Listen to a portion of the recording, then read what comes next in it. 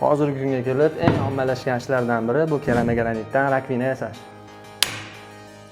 Hammasi bir qarashda juda oddiy tuyuladi. Lekin har bir ishda o'z sir-sinoatlari bor. Ulardan eng biri va muhimi rakvinani qanaqangi klayda yig'ish. Bugun qanaqa klaydan foydalanishligim haqida sizlarga qisqacha ma'lumot beraman. Tor gibrid.